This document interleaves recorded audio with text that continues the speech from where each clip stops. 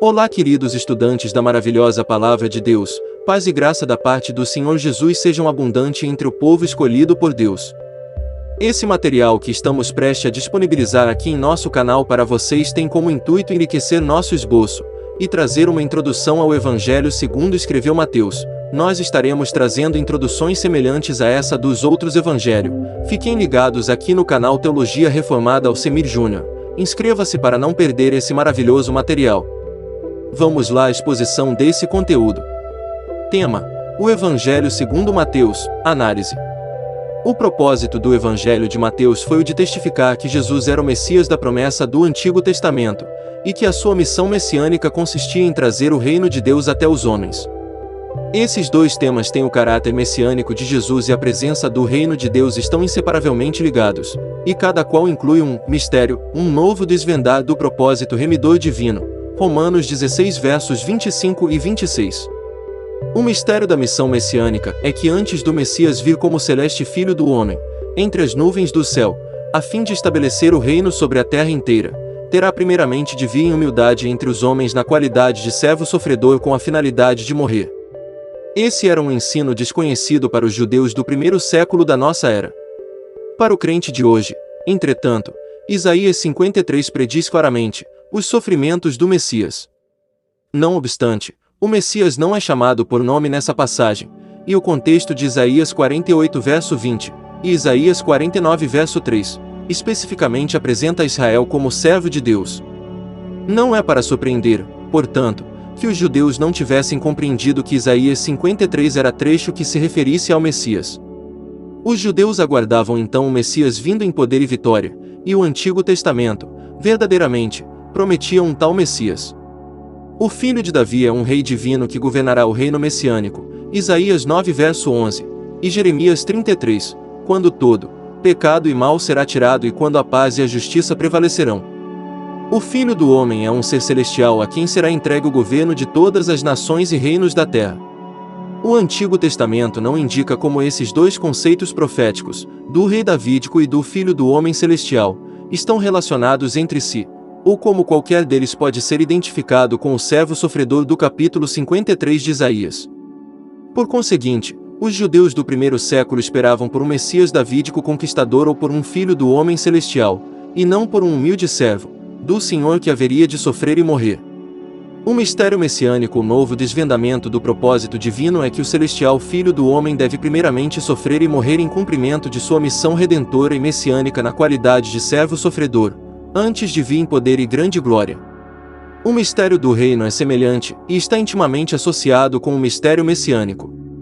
O segundo capítulo de Daniel descreve a vinda do reino de Deus em traços vividos, em termos da destruição de todo o poder que fizer resistência a Deus e se opuser à vontade divina.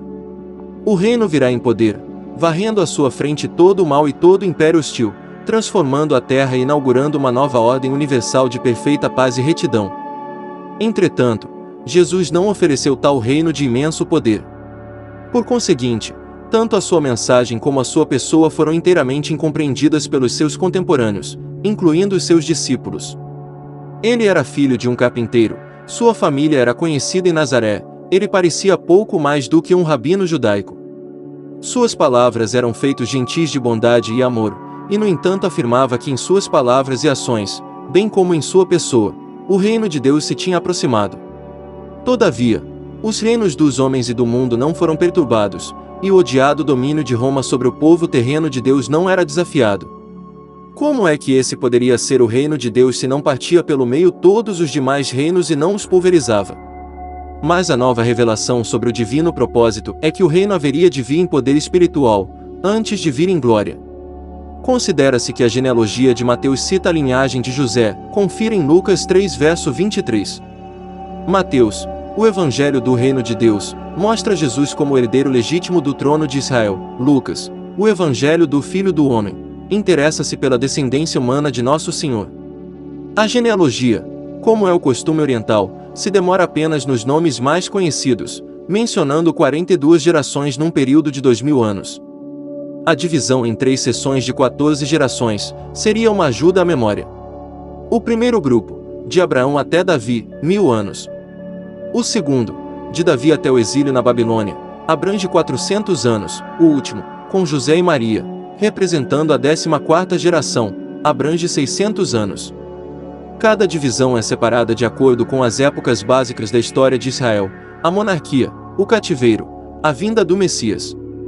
Não se deve, aqui, procurar uma lista completa dos antepassados de Jesus. Esdras, por exemplo, omitiu 6 gerações no seu relatório. Confira em Esdras 7 versos 1 a 5 com 1 Crônicas 6 versos 3 a 15.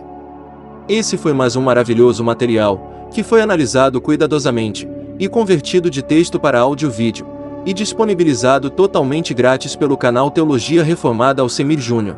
Porém só o que pedimos é que inscreva-se no canal, e se esse material tem te ajudado a compreender o Santo Evangelho do Senhor Jesus Cristo, pedimos que compartilhem essa mensagem, para que outras pessoas também sejam alcançados pela exposição genuína do Evangelho. Deixar seu like é muito importante para que o YouTube entenda que esse material é considerável, e o indique a mais pessoas. Interaja conosco através de comentários ou sugerindo conteúdos, também nos ajudará bastante.